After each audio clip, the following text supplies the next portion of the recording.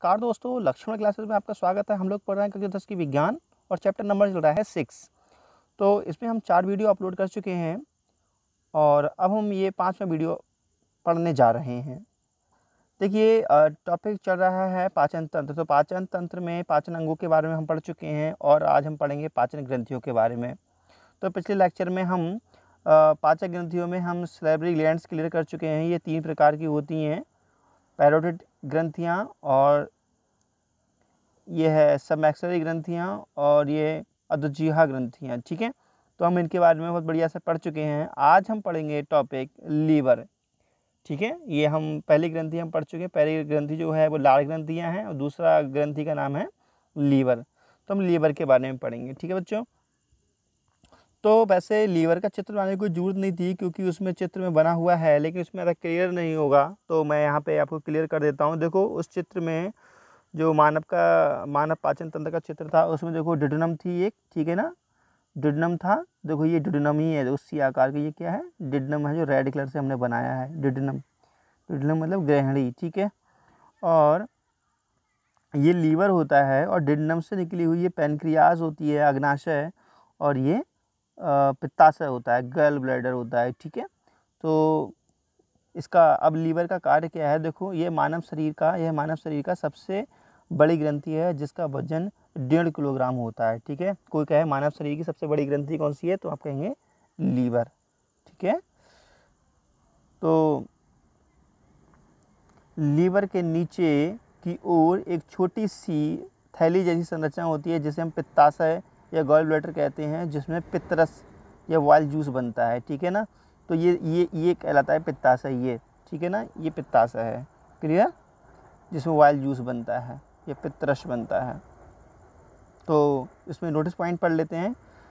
पित्तरस में कोई भी पाचक एंजाइम नहीं होता। आप सोचते हो जो पित्तरस बनता है उसमें पाचक एंजाइम होगा, ऐसा कुछ नहीं। इसमें कोई भी पाचक रस नहीं बनता, फिर भी ये भोजन को पचाने में सहायता करता है क्योंकि यह वसा के बड़े बड़े अणुओं को छोटे छोटे अणुओं में बिंदुओं के रूप में डिवाइड कर देता है या तोड़ देता है ना। इसकी एक खासियत होती है, जो वसा होता है ये वसा को पचा देता है, तोड़ देता है, लेकिन इसके अंदर कोई भी पाचक एंजाइम नहीं होता। ठीक है, आप देखिएगा लीवर के कार्य क्या होते हैं, हमारे शरीर में लीवर क्या क्या कार्य करता है।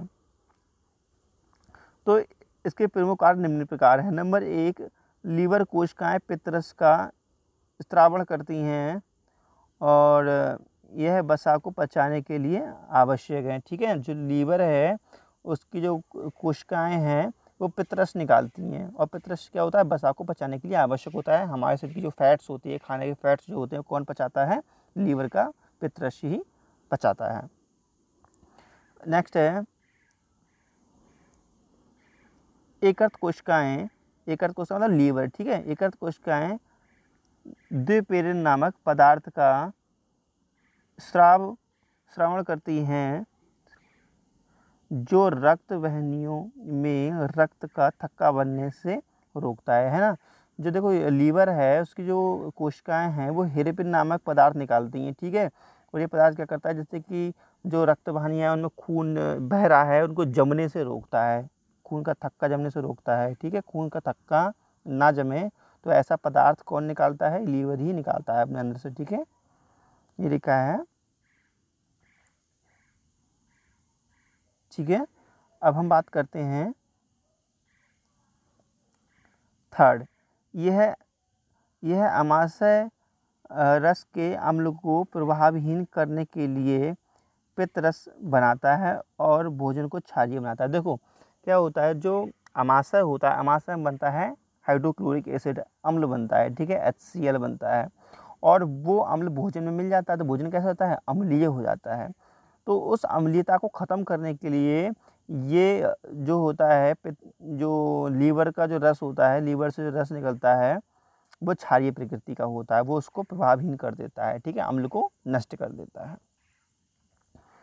ठीक है, अब भोजन कैसा हो जाएगा? क्षारीय प्रकृति का हो जाएगा।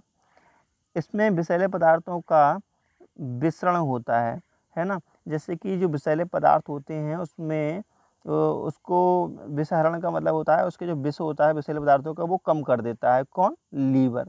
ठीक है, फिर लास्ट पॉइंट देखो लीवर का लास्ट कार्य है गृहिणी छोटी आंत तथा आमाशय में प्रोटीन के पाचन से बने अमीनो अम्लों को रुधिर एकत्र में लाता है और यहाँ इन्हें यूरिया में बदलकर मूत्र के साथ शरीर से बाहर निकाल दिया जाता है ना। जैसे कि बात ये है, जो लीवर होता है वो क्या काम करता है, गहरी और छोटी आंत तथा आमाशय में प्रोटीन के पाचन के पश्चात, मतलब जो गहरी होती है आमाशय होता है उसमें भोजन जो होता है उसमें प्रोटीन का पाचन हो जाता है। उसके बाद जो भी अमीनो अम्ल वगैरह होते हैं वो कहाँ आते हैं, वो लीवर में आते हैं और यहाँ यूरिया में बदल कर वो मतलब मूत्र के रूप में बाहर निकाल दिए जाते हैं। ठीक है, ये तो होगा सारे लीवर के कार्य। अब हम पढ़ते हैं पेनक्रियास के बारे में या अग्नाशय के बारे में। अग्नाशय का क्या कार्य है? अग्नाशय तो आप जानते ही हैं कौन सा होता है, मैं आपको दिखा देता हूँ एक बार। ये है अग्नाशय। अग्नाशय के बारे में ये अग्नाशय के बारे में हम पढ़ेंगे अब। ठीक है, अग्नाशय क्या होता है ये, ठीक है, पेनक्रियास या अग्नाशय। यह हल्के गुलाबी रंग की अनियमित आकार की ग्रंथि है, इसे कोई आकार फिक्स नहीं है। ठीक है, तो देखो किसी किसी बुक में लिखा है पीले कलर की होती है, तो किसी किसी में लिखा है हल्के गुलाबी रंग की। ठीक है, तो ये अच्छी बुक है, उसमें लिखा है हल्के गुलाबी रंग की। ठीक है, तो आप हल्के गुलाबी या पीला कोई सा ही मान सकते हैं। यह प्रकृति में वह स्त्रावी और अंतःस्त्रावी होते हैं क्योंकि ये दोनों प्रकार के ऊतकों से मिलकर बनी होती है। इसका प्रमुख ऊतक वह स्त्रावी और जगह जगह पर अंतःस्त्रावी के सतह होते हैं, वे समूह होते हैं जिन्हें लैंगर-हैंस की दीपिकाएँ कहते हैं। ठीक है, नोटिस पॉइंट पढ़ लो।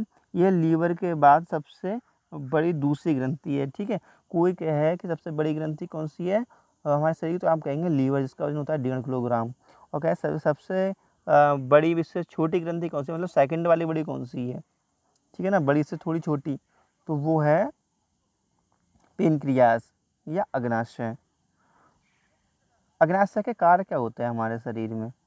देखो, यह अग्नाशय रस का निर्माण करता है जो भोजन के प्रोटीन और स्टार्च में वसा को पाचन करते हैं। ठीक है, जैसे कि जो अग्नाशय होता है वो अग्नाशय रस का निर्माण करता है जो प्रोटीन को पचाता है, स्टार्च को पचाता है और वसा को भी पचाता है। सेकंड पॉइंट ये है इंसुलिन हार्मोन। ये इंसुलिन हार्मोन्स का स्रावण करता है जो ग्लूकोज के ग्लाइकोजन परिवर्तन को बढ़ाता है। ठीक है, तो देखिएगा मैं कुछ नोटिस पॉइंट देता हूँ। जो यकृत होता है, लीवर होता है, लीवर जो अपने अंदर से रस निकालता है उस रस का नाम होता है पित्तरस। ठीक है, और इस पित्तरस में कोई भी एंजाइम नहीं होता। ठीक है, फिर भी ये पित्तरस वसा होता है उसको पचाने के काम आता है, ये मैं आपको बता चुका हूँ। ठीक है, और जो पेनक्रियाज है वो, जो यहाँ पे रस था बच्चों, यहाँ पर रस लिखा हुआ होना चाहिए। ठीक है, यहाँ क्या होना चाहिए, रस, सा बना हुआ रस होना चाहिए। ठीक है, ये जो अग्नाशय होता है वो अग्नाशय ही रस निकालता है और इसमें 3 एंजाइम पाए जाते हैं, ट्रिप्सिन और एमाइलेज और लाइपेज एंजाइम पाए जाते हैं।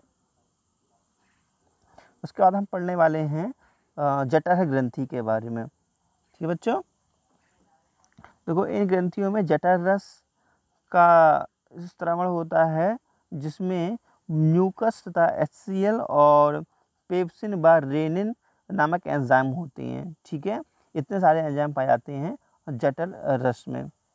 और पेप्सिन प्रोटीन के पाचन तथा रेनिन दूध के पाचन में सहायक होता है। जो पेप्सिन नामक एंजाइम होता है ये अपने अंदर की जो भोजन जो हमारे अंदर होता है उसकी प्रोटीन को पचाता है। ठीक है, और जो रेनिन जो होता है वो दूध को पचाने में सहायक होता है। HCl भोजन के साथ अमाशय में आए हानिकारक पदार्थों को नष्ट कर देता है। और जो अमाशय के अंदर जो हानिकारक पदार्थ आए हुए होते हैं उनको नष्ट कौन करता है, HCl कर देता है। ठीक है ना, तो जो जठर रस होता है, जठर रस में देखो अमाशय से कौन सा रस निकलता है, जठर रस स्थापित होता है। ठीक है, तो ये जठर रस, ठीक है, यहाँ पे भी राह लिखने को रह गया है जी, जठर रस है। ठीक है, और तो जठर रस में 3 एंजाइम पाए जाते हैं, कौन सा, पेप्सिन, लाइपेज और रेनिन। उसके बाद है छोटी आंत। ठीक है, नहीं छोटी आंत नहीं है, ये है मतलब ये आंतों की ग्रंथि है, ठीक है, ये आंतों के अंदर पाई जाती है ग्रंथि है, ठीक है। तो छोटी आंत के अंदर ग्रंथि पाई जाती है। छोटी आंत में अंतरायी रस स्रावित होता है, ठीक है, जो आंतरीय रस होता है वो स्रावित होता है, जिसमें कई प्रकार के पाचक एंजाइम उपस्थित होते हैं, ठीक है। तो देखो छोटी आंत है, ये छोटी आंत की ग्रंथि है, उसमें स्रावित रस जो होता है उसका नाम होता है आंत रस। इसमें जो एंजाइम पाए जाते हैं वो हैं इरेप्सिन और माल्टेज, सुक्रेज और लैक्टेज और लाइपेज, इतने सारे एंजाइम पाए जाते हैं छोटी आंत के ग्रंथि के अंदर, ठीक है। तो देखिएगा जितने भी इसमें जो पाचन ग्रंथियां थीं उन सब के बारे में मैं आपके लिए पूरी डिटेल से बता चुका हूँ, ठीक है बच्चों। अब यहाँ से हम पढ़ेंगे मनुष्य की पाचन क्रियाएं। अब तक हमने जो पढ़ा है वो हमने क्या क्या पढ़ा है, ठीक है, हमने जो पढ़ा है अब तक मनुष्य का पाचन अंगों के बारे में पढ़ा है, एक परिचय टाइप का पढ़ा है। अभी तो हमने मनुष्य का पाचन अंगों के बारे में पढ़ा है, पाचन ग्रंथियां कितनी होती हैं वो सब पढ़ा है।